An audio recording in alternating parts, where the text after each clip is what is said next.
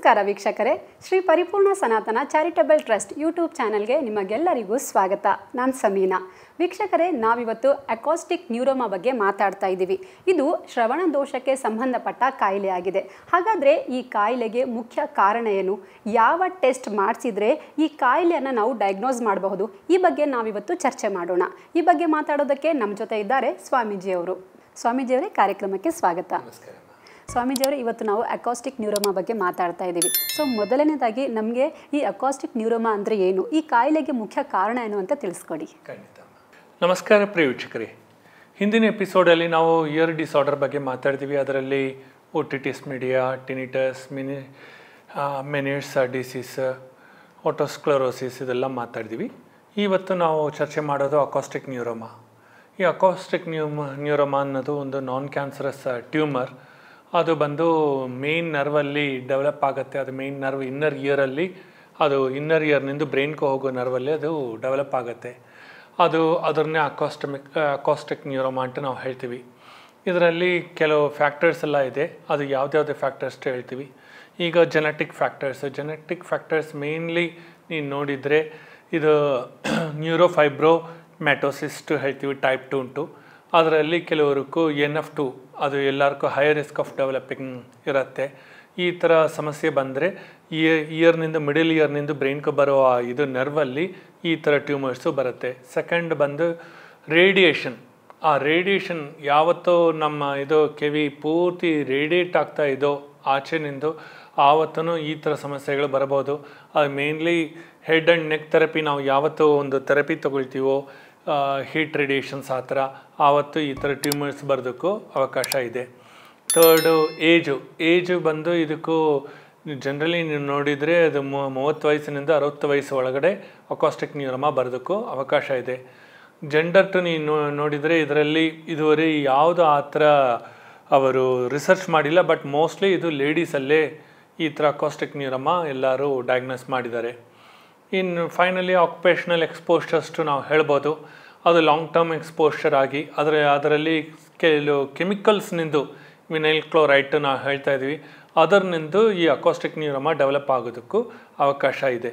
ವೀಕ್ಷಕರೇ, ಈ ಅಕಾಸ್ಟಿಕ್ ನ್ಯೂರೋಮಾ ಈಗ ನಾನು ಹೇಳಿರೋ ಪ್ರಕಾರ ನಿಮಗೂ ಮಿಡಲ್ ಕಿವಿನಿಂದು ಬ್ರೈನ್ವರೆ ಹೋಗೋ ನರ್ವಲ್ಲಿ ಟ್ಯೂಮರ್ ಬಂದಿದೋ, ಇಲ್ಲಾಂದರೆ ಜೆಂಡರ್ ಫ್ಯಾಕ್ಟರ್ಸ್ ಇದೋ, ಇಲ್ಲಾಂದರೆ ಏಜ್ ಫ್ಯಾಕ್ಟರ್ಸ್ ಇದೋ, ಇಲ್ಲಾಂದರೆ ಆಕ್ಯುಪೇಷನಲ್ ಎಕ್ಸ್ಪೋಷರ್ ಇದೋ, ರೇಡಿಯೇಷನ್ ಇದೋ, ಯಾವುದಿದ್ರೇನು ಸರಿ, ಆ ಥರ ಸಮಸ್ಯೆಗಳಿಗೂ ತಾವು ನಮ್ಮ ಹಾಸ್ಪಿಟಲ್ ಪರಿಪೂರ್ಣ ಸನಾತನ ಆಯುರ್ವೇದ ಹಾಸ್ಪಿಟಲ್ಗೆ ಬರ್ಬೋದು. ಇಲ್ಲಾಂದರೆ ನಮ್ಮ ಗ್ರೇಸ್ ಆ್ಯಂಡ್ ಗ್ಲೋ ಕ್ಲಿನಿಕ್ ಹೋಗ್ಬೋದು JP ನಗರಲ್ಲಿ. ಖಂಡಿತವಾಗಿ ಇದಕ್ಕೂ ಪರಿಹಾರ ನಾವು ನೀಡಿಸ್ತೀವಿ. ಸ್ವಾಮೀಜಿ, ಈ ಕಾಯಿಲೆ ಬಂದು ಎಷ್ಟು ದಿನದ ಒಳಗಡೆ ನಾವು ಟ್ರೀಟ್ಮೆಂಟ್ ತಗೋಬೇಕಾಗುತ್ತೆ? ಯಾಕಂದರೆ ಈ ಕಾಯಿಲೆ ಬಂದಿರೋದು ನಮಗೆ ಗೊತ್ತೇ ಆಗಲ್ಲ, ತುಂಬ ಡಿಲೇ ಆಗಿಬಿಟ್ಟಿರುತ್ತೆ. ಅದಕ್ಕೆ ಈಗ ಕಾರಣ ಏನಂದ್ರಿಮ್ಮ, ಕೆಲವು ಕಾಯಿಲೆಗಳು ಬೇಗ ಗೊತ್ತಾಗುತ್ತೆ. ಈಗ ಈ ಥರ ಅಕಾಸ್ಟಿಕ್ ನ್ಯೂರೋಮಾ ಇದ್ದರೆ, ಇಲ್ಲಾಂದರೆ ಮೆನಿಟ್ಸ್ ಡಿಸೀಸ್, ಇದು ಎರಡೇ ಮೇನ್ ಕಾಯಿಲೆಗಳು. ಈ ಥರ ಇದ್ದರೆ ನಿಮಗೂ ಕಿವಿ ಕೇಳಲ್ಲ, ಇಲ್ಲ ಕಿವಿ ತುಂಬ ನೋವಾಗ್ಬೋದು, ಇಲ್ಲಾಂದರೆ ಬ್ಲೀಡಿಂಗ್, ಇಂಟರ್ನಲ್ ಬ್ಲೀಡಿಂಗ್ ಆಗ್ಬೋದು, ಎಕ್ಸ್ಟರ್ನಲ್ ಬ್ಲೀಡಿಂಗ್ ಆಗ್ಬೋದು. ಕ್ಯಾನ್ಸರಷ್ಟು ನಾವು ನಾನ್ ಕ್ಯಾನ್ಸರಷ್ಟು ಹೇಳ್ಬಿಟ್ರೆ, ಅದು ಒಂದು ಟ್ಯೂಮರ್ ಆಗಿಬಿಟ್ರೆ ಕಿವಿಯಲ್ಲಿ ಖಂಡಿತವಾಗಿ ನಿಮಗೂ ತಲೆ ಸುತ್ತೋದು, ಇಲ್ಲ ವಾಮಿಟ್ ಬರೋ ಥರ ಇರೋದು, ಈ ಥರ ಸಮಸ್ಯೆಗಳು ಬರುತ್ತೆ. ಸೊ ಅದು ಬಂದ ತಕ್ಷಣವೇ ನೀವು ಡಾಕ್ಟ್ರ್ ಹತ್ರ ಒಂದು ಡಯಾಗ್ನೋಸಿಸ್ ಮಾಡಿಕೊಂಡ್ರೆ ನಿಮ್ಗೆ ಅವರೇ ಹೇಳಿಬಿಡ್ತಾರೆ ಇದು ಏನು ಕಾಯಿಲೆ, ಏನು ಸಮಸ್ಯೆ ಇಟ್ಟು. ಅದು ಚಿಕ್ಕದಾಗಿದ್ದರೆ ಸಣ್ಣಪಟ್ಟದು ಅವರೇ ಮಾಡಿಬಿಡ್ತಾರೆ. ಇಲ್ಲ ಅಂದರೆ ಇದು ದೊಡ್ಡ ಕಾಯಿಲೆವಾಗಿ ಈ ಥರ ನಾನ್ ಕ್ಯಾನ್ಸರಸ್ ಟ್ಯೂಮರ್ ಆಗಿಬಿಟ್ರೆ ಅದು ನಾವು ಸರಿಪಡಿಸ್ತೀವಿ, ಇಲ್ಲಾಂದರೆ ಅದು ಆಪ್ರೇಷನ್ನು ಮಾಡ್ಕೋಬೋದು. ಆಯಿತಾ? ಕೆಲವು ಇದು ಬಂದು ಸಣ್ಣವಾಗಿರೋ ಟ್ಯೂಮರ್ಸ್ ಎಲ್ಲ ನಾವು ಮರ್ಮಚಿಕಿತ್ಸೆಯಲ್ಲಿ ಸರಿಪಡಿಸ್ತೀವಿ. ಕೆಲವು ಬಿಗ್ ಟ್ಯೂಮರ್ಸ್ ಆಗಿಬಿಟ್ರೆ, ಆ ಸೈಜಸ್ಸು ಸೆಂಟಿಮೀಟರ್ಸಲ್ಲಿ ಸ್ವಲ್ಪ ದೊಡ್ಡದಾಗಿಬಿಟ್ರೆ ಆವತ್ತು ನಾವು ಮಾಡೋದಕ್ಕಾಗಲ್ಲ, ಅದು ಆಪ್ರೇಷನ್ನೇ ಮಾಡ್ತಾರೆ.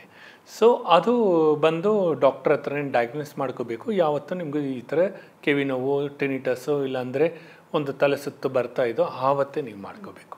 ಅದಾಗಿದ್ರೆ ಒಂದು 15 ಡೇಸ್ ಒಳಗಡೆ ನಾವು ಇದು ಸರಿಪಡಿಸಿ. ಅಂದರೆ ಈಗ ಕೆಲವೊಬ್ಬರಿಗೆ ಕಿವಿಯಲ್ಲಿ ಯಾವಾಗಲೂ ಅಷ್ಟೇ ಅಂದರೆ ಸೌಂಡ್ ಬರ್ತಾ ಇರುತ್ತೆ, ಗೊಯ್ ಅಂತ. ಸೊ ಇದು ಕೂಡ ಒನ್ ಆಫ್ ದ ರೀಸನ್ ಆಗಬಹುದಾ? ಆಗ್ಬೋದು, ಬಟ್ ಮೋಸ್ಟ್ಲಿ ಅದು ಫ್ಲೂಯಿಡ್ಸ್ ಸೇರ್ಕೊಳ್ಳೋದ್ರಿಂದ ಅವ್ರಿಗೆ ಆ ಕಿವಿ ಆ ಥರ ತೊಂದರೆಗಳು ಕೊಡ್ತಾ ಇರ್ತದೆ. ಇಲ್ಲಾಂದರೆ ಬ್ಲಡ್ ಕ್ಲಾಟ್ ಆಗಿದ್ರೇನೋ, ಇಲ್ಲ ಇಂಟರ್ನಲ್ ಬ್ಲೀಡಿಂಗ್ ಆಗಿದ್ರೇನೋ ಆ ಥರ ಸಮಸ್ಯೆಗಳು ಬರ್ಬೋದು. ಆ ಫ್ಲೂಯಿಡ್ ಕಲೆಕ್ಷನ್ಸ್ಟು ನಾವು ಹೇಳ್ತೀವಿ. ಆ ಫ್ಲೂಯಿಡ್ ಡೆಪಾಸಿಟ್ಸ್ ಇಲ್ಲ ಅಂದರೆ ನಿಮಗೂ ಜನರಲಿ ನಾರ್ಮಲಿ ನೀವು ನೋಡಿದರೆ ಕೆಲವ್ರಿಗೂ ಆ ವ್ಯಾಕ್ಸ್ ಎಲ್ಲ ಆಚೆ ಬರುತ್ತೆ, ತೆಗೆಸ್ತಾರೆ.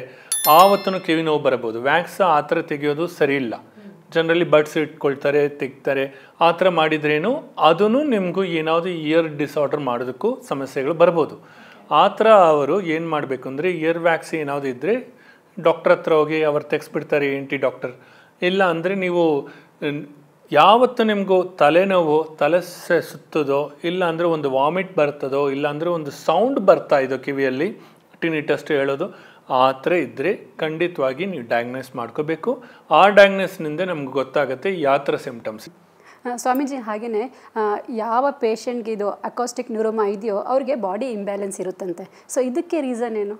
ಖಂಡಿತವಾಗಿ ಯಾಕೆಂದರೆ ಒಂದು ಟ್ಯೂಮರ್ ಫಾರ್ಮ್ ಆಗಿಬಿಟ್ರೆ ನಿಮಗೂ ಬ್ಲಡ್ ಕ್ಲಾಟ್ ಆಗುತ್ತೆ. ಅದನ್ನು ಮಿಡಿಲ್ ಆಫ್ ದಿ ಇಯರ್ನಿಂದ ಬ್ರೈನ್ವರೆ ಹೋಗ್ತಾ ಇದೆ. ಬ್ರೈನ್ ಅಂದರೆ ಸೆರೆಬೆಲಮ್ ಹೋಗ್ತಾ ಇದೆ. ಆವತ್ತು ಹೋಗಿದರೆ ಖಂಡಿತವಾಗಿ ನಿಮಗೂ ಏನಾಗುತ್ತೆ ಅಂದರೆ ತಲೆ ಸುತ್ತೋದು, ಕತ್ತು ನೋವು ಬರೋದು, ಆಯಿತಾ, ವಾಮಿಟ್ ಬರೋದು, ಇಲ್ಲ ಅಂದರೆ ನಿಲ್ಲಿಸ್ಕೊಳ್ಳೋದಕ್ಕಾಗಲ್ಲ. ಪೂರ್ತಿ ನರ್ವಸ್ ಸಿಸ್ಟಮೇ ಅದು ಡ್ಯಾಮೇಜ್ ಮಾಡಿಬಿಟ್ಟಿರುತ್ತೆ. ಕಾರಣ ಏನಂದರೆ ಸ್ಪೈನ್ ವರ್ಟಿಬ್ರಾದಲ್ಲಿ ನೀವು ನೋಡಿದರೆ ಎಲ್ಲ ಕ್ಲಾಟ್ಸು ಶುರು ಆಗಿಬಿಡುತ್ತೆ, ಬ್ಲಡ್ ಕ್ಲಾಟ್ಸು ಒಂದೊಂದು ಬ್ಲಡ್ ಸೆಲ್ಸಲ್ಲಿ. ಅದರಿಂದ ಅಕಾಸ್ಟಿಕ್ ನ್ಯೂರೋಮಾ ಬರೋವ್ರಿಗೂ ಆ ಥರ ಸಮಸ್ಯೆಗಳು ಬರೋದು ಮಾಮೂಲಿ. ಸೊ ಇಂಥ ಪೇಷಂಟು ಶ್ರೀ ಪರಿಪೂರ್ಣ ಸನಾತನ ಆಯುರ್ವೇದ ಆಸ್ಪತ್ರೆಗೆ ಬಂದರೆ ಇಲ್ಲಿ ಚಿಕಿತ್ಸೆ ಇದೆಯಾ? ಎಷ್ಟು ದಿನ ತಗೋಬೋದು ಈ ಟ್ರೀಟ್ಮೆಂಟ್ಗೆ? ಮಿನಿಮಮ್ 15 ಡೇಸ್ ಅಂದ್ಕೊಳ್ಳಿ. ಇದು ಚಿಕ್ಕ ಸಮಸ್ಯೆ ಇದ್ದರೆ ಒಂದು 5 to 7 ಡೇಸಲ್ಲಿ ಮಾಡಿಸ್ತೀವಿ. ಸ್ವಲ್ಪ ದೊಡ್ಡ ಸಮಸ್ಯೆ ಇದ್ದರೆ ಒಂದು 15 ಡೇಸ್ ಆಗ್ಬೋದು. ಅದಕ್ಕೂ ನಾವು ಪೂರ್ತಿ ನೋಡ್ತೀವಿ ಅದು ಎಷ್ಟು ದೂರ ಅದು ನಾನ್ ಕ್ಯಾನ್ಸರಸ್ ಟ್ಯೂಮರ್ ಸ್ಪ್ರೆಡ್ ಆಗಿದೆ ಉಂಟು, ಅದು ಎಷ್ಟು ದೊಡ್ಡದಕ್ಕೂ ಆಗಿದೆ ಉಂಟು. ಏನಾದರೂ ತುಂಬ ದೊಡ್ಡದು ಆಗಿದ್ದರೆ ನಾವು ಇದು ಆಪ್ರೇಷನ್ಗೂ ಹೇಳ್ತೀವಿ. ಆಪ್ರೇಷನ್ ನಮ್ಮಲ್ಲಿ ಇಲ್ಲ, ಬಟ್ ಅದರ್ವೈಸ್ ಮರ್ಮ ಚಿಕಿತ್ಸೆಯಲ್ಲಿ ಸಣ್ಣ ಪುಟ್ಟ ಇದಕ್ಕೂ ನಾವು ಮಾಡಿಬಿಡ್ತೀವಿ. ಸ್ವಾಮೀಜಿಯವರೇ, ನೀವು ಇಷ್ಟೊತ್ತು ನಮಗೆ ಅಕಾಸ್ಟಿಕ್ ನ್ಯೂರೋಮಾ ಬಗ್ಗೆ ಸಾಕಷ್ಟು ಇನ್ಫಾರ್ಮೇಷನ್ ಶೇರ್ ಮಾಡಿದ್ದೀರಾ. ಸೊ ಇವಾಗ ಆರ್ಟ್ರೀಸ್ ಆಫ್ ದ ಇಯರ್ ಬಗ್ಗೆ ನಮಗೆ ಸ್ವಲ್ಪ ಮಾಹಿತಿ ನೀಡಿ. ಪ್ರಿಯ ವೀಕ್ಷಕರೇ, ಈಗ ಆರ್ಟ್ರೀಸ್ ಆಫ್ ದಿ ಇಯರ್ ನಾವು ಹೇಳಿದರೆ ಮೇಜರ್ ಆರ್ಟ್ರಿ ಅಂದರೆ ಎಕ್ಸ್ಟರ್ನಲ್ ಕರೋಟಿಡ್ ಆರ್ಟ್ರಿ. ಅದರಿಂದ branches major blood vessels supply ಮಾಡ್ತಾಯಿದೆ. ಮೇಜರ್ ಬ್ಲಡ್ ವೆಸಲ್ಸ್ಗೂ ಇದು ಬ್ಲಡ್ ಸಪ್ಲೈ ಮಾಡ್ತಾಯಿದೆ. ಆ ಥರ ಇರೋದಲ್ಲಿ ಹೆಡ್ ಆ್ಯಂಡ್ ನೆಕ್ ರೀಜನೇ ಬೇಸಿಕ್ಕಾಗಿ ಈ ಆರ್ಟ್ರೀಸ್ ಫಂಕ್ಷನ್ಸ್ ಮಾಡುತ್ತೆ. ಇದರಲ್ಲಿ ಪೋಸ್ಟೀರಿಯರ್ ಆರಿಕ್ಯುಲರ್ ಆರ್ಟ್ರಿ ಅಂತ ಹೇಳ್ತೀವಿ. ಆರಿಕ್ಯುಲರ್ ಆರ್ಟ್ರಿ ಅದು ಬಂದು ಒರಿಜಿನೇಟ್ ಎಲ್ಲಿಂದ ಆಗುತ್ತೆ ಅಂದರೆ ಕರೋಟೆಡ್ ಆರ್ಟ್ರಿನಿಂದ, ಎಕ್ಸ್ಟರ್ನಲ್ ಕರೋಟೆಡ್ ಆರ್ಟ್ರಿನಿಂದ ಅದು ಶುರು ಆಗುತ್ತೆ. ಅದು ಬಂದು ಬ್ಲಡ್ ಸಪ್ಲೈ ಮಾಡುತ್ತೆ posterior part of the year. So ಅದರಿಂದ ಅದು ಹಿಂದ್ ಭಾಗದಲ್ಲಿ ನೀವು ನೋಡಿದರೆ ಸ್ಕಲ್ಪ್ ರೀಜನ್ಗೂ ಬ್ರೈನಲ್ಲಿ ಇದು ಅಲ್ಲಿವರೆ ನಿಮಗೂ ಸಪ್ಲೈ ಮಾಡುತ್ತೆ. ನೆಕ್ಸ್ಟ್ ಬಂದು ಆಂಟೀರಿಯರ್ ಟೆಂಪ್ಯಾನಿಕ್ ಆರ್ಟ್ರಿ ಅಂತ ಹೇಳ್ತೀವಿ. ಈ ಆರ್ಟ್ರಿನೂ ಎಕ್ಸ್ಟರ್ನಲ್ ಕರೋಟೆಡ್ ಆರ್ಟ್ರಿನಿಂದ ಬಂದಿದೆ. ಅದು ಆಂಟೀರಿಯರ್ ಆರಿಕ್ಯುಲರ್ ಆರ್ಟ್ರಿ ಅಂತ ಹೇಳ್ತೀವಿ. ಇನ್ನೊಂದು ಬ್ರ್ಯಾಂಚು ಅದು ಬಂದು ಸೂಪರ್ಫಿಷಿಯಲ್ ಟೆಂಪೊರಲ್ ಆರ್ಟ್ರಿವರೆ ಹೋಗುತ್ತೆ. ಇದೂ ಅದಕ್ಕೂ ಸೂಪರ್ಫಿಷಿಯಲ್ ಟೆಂಪೊರಲ್ ಆರ್ಟ್ರಿವರೆ ಬ್ಲಡ್ ಸರ್ಕ್ಯುಲೇಷನ್ ಮಾಡೋದ್ರಿಂದ ಇದರಲ್ಲಿ ಟೆಂಪ್ಯಾನಿಕ್ ಮೆಂಬ್ರೇನ್ ಏನಿದೋ ಅದಕ್ಕೂ ಏನೇನೋ ಬ್ಲಡ್ ಕ್ಲಾಟ್ ಆಗಿದೋ ಅದನ್ನು ಸರಿಪಡಿಸುತ್ತೆ. ಥರ್ಡ್ ಬಂದು ಸೂಪರ್ಫಿಷಿಯಲ್ ಟೆಂಪೊರಲ್ ಆರ್ಟ್ರಿ ಅಂತ ಹೇಳ್ತೀವಿ. ಈ ಟೆಂಪೊರಲ್ ಆರ್ಟ್ರಿ ನೀವು ನೋಡಿದರೆ ಇದೂ ಒಂದು ಬ್ರ್ಯಾಂಚ್ ಆಫ್ ಎಕ್ಸ್ಟರ್ನಲ್ ಕರೋಟೆಡ್ ಆರ್ಟ್ರಿ. ಆದರೆ ಅದನ್ನು ಪ್ರೈಮರ್ಲಿ ಇದು ಬ್ಲಡ್ ಸಪ್ಲೈ ಮಾಡೋದು ಸ್ಕಲ್ಪ್ಗೆ ಮಾಡ್ತಾಯಿದೆ. ಬ್ರಾಂಚಸ್ ಉಂಟು. ಇನ್ನೊಂದು ಭಾಗ ನೋಡಿದರೆ lateral aspect of the ear to ನಾವು ಹೇಳ್ತೀವಿ, ಅದೇ ಹಿಂದ್ ಭಾಗದಲ್ಲಿ ಸ್ಕಲ್ಪಲ್ಲಿ ಮಾಡುತ್ತೆ. ಅದಾದಮೇಲೆ ಡೀಪ್ ಆರಿಕ್ಯುಲರ್ ಆರ್ಟ್ರಿ ಅಂತ ಹೇಳ್ತೀವಿ. ಅದು ಬಂದು ಮ್ಯಾಕ್ಸಿಲರಿ ಆರ್ಟ್ರಿ ಹತ್ರ ಇರುತ್ತೆ. ಇದನ್ನು ಬ್ರಾಂಚ್ ಆಫ್ ಎಕ್ಸ್ಟರ್ನಲ್ ಕರೋಟೆಡ್ ಆರ್ಟ್ರಿ. ಇದನ್ನು ಬ್ಲಡ್ ಸಪ್ಲೈ ಎಲ್ಲಿ ಮಾಡುತ್ತೆ, ಡೀಪರ್ ಸ್ಟ್ರಕ್ಚರ್ಸ್ ಆಫ್ ದಿ ಇಯರ್ಗೂ ಮಾಡುತ್ತೆ. ಸೊ ಈ ಥರ ಈ ಆರ್ಟ್ರೀಸು ನಿಮಗೂ ಮೋಸ್ಟ್ಲಿ ನೀವು ನೋಡಿದರೆ ಕಾರ್ಟಿಲೇಜ್ ಆಗಲಿ ಇಲ್ಲಾಂದರೆ ಎಕ್ಸ್ಟರ್ನಲ್ ಆಡಿಟರಿ ಕೆನಾಲ್ ಆಗಲಿ ಇದಕ್ಕೆ ಪೂರ್ತಿನೂ ಅದು ಸಪ್ಲೈ ಮಾಡೋದ್ರಿಂದ, ಬ್ಲಡ್ ಸಪ್ಲೈ ಮಾಡೋದ್ರಿಂದ ಆ ಇಯರ್ ಫಂಕ್ಷನ್ ಆಗ್ತಾಯಿದೆ. ಈಗ ಏನಾವುದು ಅಕಾಸ್ಟಿಕ್ ನ್ಯೂರೋಮಾ ಆ ಥರ ಬಂದು ಅದರಲ್ಲಿ ನಾನ್ ಕ್ಯಾನ್ಸರಸ್ ಟ್ಯೂಮರ್ ತುಂಬ ಸ್ಪ್ರೆಡ್ ಆಗಿಬಿಟ್ರೆ ಇದಕ್ಕೆ ಮರ್ಮ ಚಿಕಿತ್ಸೆಯಲ್ಲಿ ಈ ನಾನು ಹೇಳಿರೋ ಆರ್ಟ್ರೀಸ್ಗೆಲ್ಲ ಎಕ್ಸ್ಟರ್ನಲ್ ಕರೋಟೆಡ್ ಆರ್ಟ್ರೀಸ್ ಬ್ರಾಂಚಸ್ಗೆಲ್ಲನೂ ನಾವು ಮ್ಯಾನಿಪುಲೇಷನ್ ಸ್ಟಿಮ್ಯುಲೇಷನ್ ಒಂದು 5 to 15 ಡೇಸ್ ಒಳಗಡೆ ನಾವು ಟ್ರೀಟ್ಮೆಂಟ್ ಕೊಟ್ಟರೆ ಖಂಡಿತವಾಗಿ ಈ ಕಾಯಿಲೆ ಸರಿ ಹೋಗುತ್ತೆ.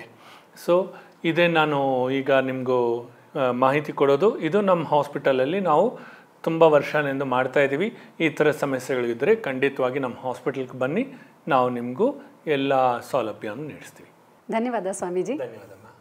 ವೀಕ್ಷಕರೇ, ನಿಮ್ಮ ಮನೆಯಲ್ಲಿ ಯಾರಿಗಾದರೂ ಕೂಡ ಅಕಾಸ್ಟಿಕ್ ನ್ಯೂರೋಮಾ ಕಾಯಿಲೆ ಇದ್ದರೆ ಶ್ರೀ ಪರಿಪೂರ್ಣ ಸನಾತನ ಆಯುರ್ವೇದ ಆಸ್ಪತ್ರೆಗೆ ಬಂದು ಟೆಸ್ಟ್ ಮಾಡಿಸ್ಕೊಂಡು ಉತ್ತಮ ಆರೋಗ್ಯವನ್ನು ಪಡ್ಕೊಳ್ಳಿ ಅಂತ ಹೇಳ್ತಾ ಕಾರ್ಯಕ್ರಮವನ್ನು ಮುಗಿಸ್ತಾ ಇದ್ದೀವಿ. ನೋಡ್ತಾ ಇರಿ ಶ್ರೀ ಪರಿಪೂರ್ಣ ಸನಾತನ ಚಾರಿಟಬಲ್ ಟ್ರಸ್ಟ್ ಯೂಟ್ಯೂಬ್ ಚಾನಲ್. ಧನ್ಯವಾದ.